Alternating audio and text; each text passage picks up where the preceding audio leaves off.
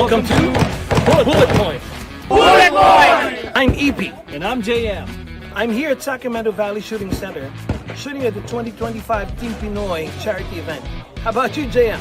We're here in this beautiful Big Salty Range 2025 Utah State Championship for 2 days. We're going to be shooting, plenty of great shooters up here. Also join us in the awarding ceremony, plenty of prizes to give out. So kudos to the match director and the staff here. Are you ready? Stand by.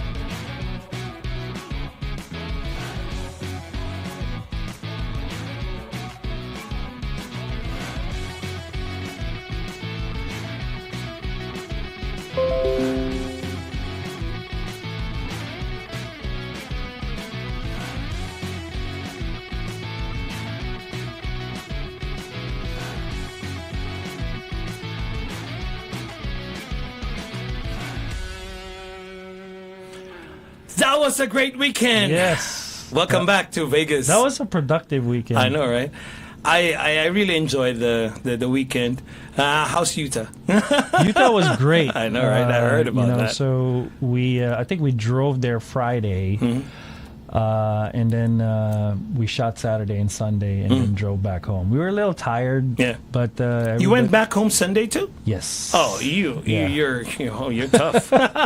yeah. Driving 6 hours is a little tough, but Yeah. I heard you drove. Oh too. yeah, I was the courier of everybody. You were all the mule. Guns, yeah, I got all the guns. I got all the bullets, the ammos, Yeah. everything, the carts in my truck, and everybody flew. Oh wow.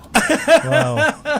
But that was good. Sacramento was a great. As always, Team Pinoy charity Yeah. happens every 2 years, Right. and I really have to support that event because I never missed for the last 6 years. Yeah. So Yeah. that was good. No, so shout out to the staff of Team Pinoy. Yeah, good job, guys. Yeah, good job on that one, putting up that match. Yep. Also, shout out to the staff at Utah State. Yes, definitely. That range there, Big Salty Range, always a great range. I'll be there next year. Yeah. You should join us. Yeah, definitely. But today, JM, we're going to talk Yeah. about something every shooter in USPSA eventually faces. Yes. Because I know, everybody go. Just over the weekend, I had my own share. I had my share too. Right? I had my share too. And things that go wrong, that's what we're going to be talking about. Yes. And believe me, guys, everybody will go wrong. It's not a matter of if, it's a matter of when, right? Yeah. So we all know, right? Whether it's USPSA or any practical yeah. shooting, it's one of the most dynamic, Yes. challenging, and rewarding shooting sports out there. Yeah. It combines speed, accuracy, movement, and decision-making process under pressure. But with all those in mind, and moving parts, they're bound to have any mistakes. Yeah. Definitely. And there's endless list of pitfalls that can happen. I agree. You're dealing with a gear that has to function flawlessly under stress. You're dealing with a rule book that demands strict safety compliance. You're dealing with stages that push your mental and physical limits. You're dealing with weather, Yep. environment, logistics, etc., etc., and sometimes even your own nerves. Yep. Yeah, I feel it. Yeah, no, and here's the truth to that. So no matter how much you prepare, Yeah. no match goes perfectly. I agree. Right, and something's bound to happen. You know, and it might be a malfunction, it might be a rule violation, or you're having to call the RM, or it might be even just a mental slip, or just plain fatigue, or you're tired. You know? Yeah. Definitely, and we've seen that. Yeah, you know, it really it's happens. you have to take that into account. Yeah. So you know, as much as whether you're a beginner or a seasoned shooter, these stuff will happen. Definitely, and I think the key difference between someone who walks away defeated and someone who walks away stronger is how they handle those moments of pitfalls, the one that you mentioned. So, do you panic, or do you reset? Do you throw away the rest of the match, or never mind? Actually, I've seen that in Sacramento. Yeah, somebody just said, "Oh, I don't want to do it anymore," because there was a squib. You know, so what they do? They go home. He went home. You know, so do you salvage what you can? You know, I've also seen a couple shooters on like, you know, out of state matches. The second day they just don't show up. Yeah, and, it could happen. We're all looking at each other, going through the roster. I'm like, I think he went home. Yeah, or, yeah, that's you know, right. So you know, like you know, today we're gonna walk you through, you know, what is a full picture of what could go wrong in the practical shooting sports, right? Yes. Again, whether it's a USPSA, IDPA, whatever practical shooting sports, everything from equipment to safety rules, from stage planning and to mindset. It'll give you these remedies or advices as much as we can, things that you can do, and tools that you should carry.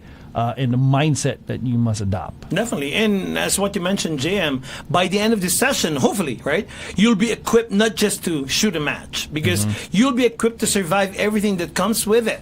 You know, you'll know how to adapt, how to bounce back, and how to make sure that even when things don't go your way, when things go wrong, right, you finish strong and safe. Yep. So just think about this as kind of like a cheat sheet or a troubleshooting guide, whatever you want to call it, for USPSA. And the more of these issues that you prepare ahead of time, the less they're likely to happen. So or even show up, right? So think about this. So this is how champions think, right? So it's not just about winning stages; it's about preparing for setbacks. I agree on that. You know, so I was looking at the mistakes that I had over the weekend. You know, with the fumbling of the magazine, and then getting up of that chair, and then about to shoot because it's unloaded start, and then I accidentally put up my safety. All of these things, you know, it can happen anytime, despite all the drills. No, I had the same share as well over the weekend. You know, there was one stage plan. Again, this is erring on the mental side or your stage breakdown, where, you know, I was inclined to shoot this at a specific, you know, way. You know, and after I shot it, you know, I had a different, you know, plan B. And I think my plan B is better than the plan A. There you go. You know, so I could have this shaved, is part of the game, really. I could have shaved a few seconds. There, right? So let's talk about JM, gear and equipment's failure. Okay, so like gun malfunction. It happens, you know. So failure to feed, stovepipes, you know, double feeds. What causes this? Obviously it's a dirty gun. You know, I've seen shooters, I don't know why they don't clean guns. Oh, that's not me. I'm very OCD, me and too. as soon as we go home, I'm cleaning it. You know, right, so especially with the open guns, right? We have to. And maybe PCC or production or limited, you can get a little bit get away with that, right? Get away with it a little bit, but for the most part, you know, it's dirty guns. You know, or weak ammo, you know, bad magazines. You know, so these are some of the key components on why these happen. You know, and what can you suggest for them to remedy this? I would say, you know, just immediate action drills. You know, your tap rack clear. That's reload. Right. You know, and you know, with magazines, make sure you have backup magazines. springs, Yeah. extra springs, and also ammo. Test your ammo before the match. Yeah, and I remember somebody in the range asked me, Enrico, how often do you change your MBX springs? Every now and then.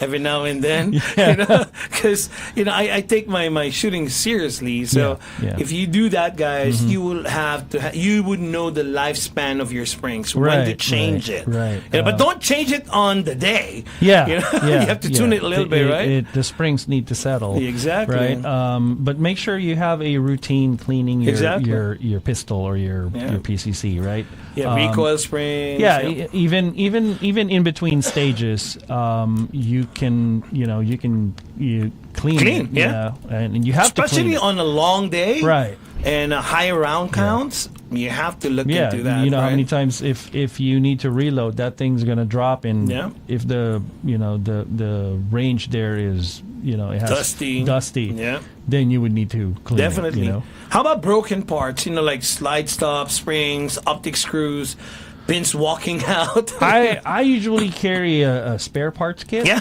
Definitely. And like a backup kit that some of the stuff that I've acquired through the years. Yeah.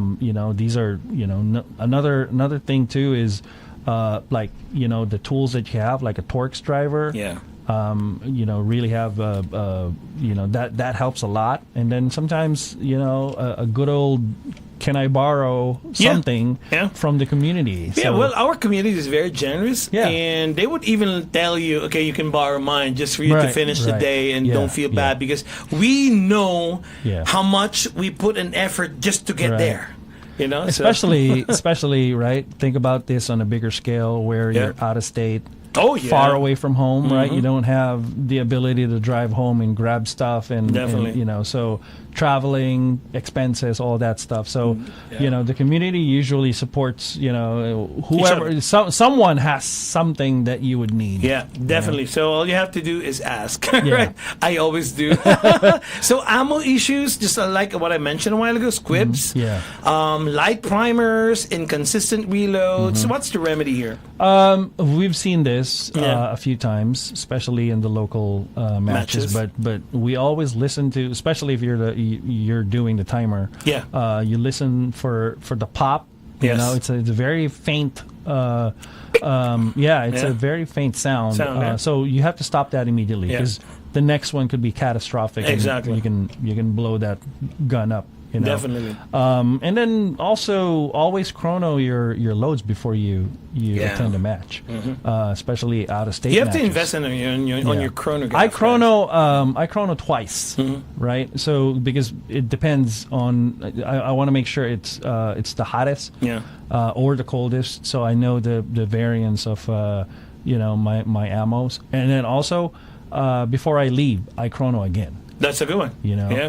I don't know if factory backup ammo is allowed. I don't know. I'm not so sure. It depends. If you're gonna use a backup ammo, and then it's certified, it's match certified. Oh, okay. So if you're using that, and you whether you pass or fail, you're gonna pass, because that's a certified ammo. Oh, that's what it is, right? So that's actually a good option too. Yeah. Holster and belt failures. I remember this one, right?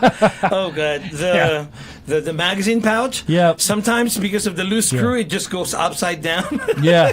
It happens, guys, right? Screws backing out. Yeah. Mag pouches loosening. Holster breaking. It happened to me. I forgot where I was, but it was an out-of-state match. I had to. I was wearing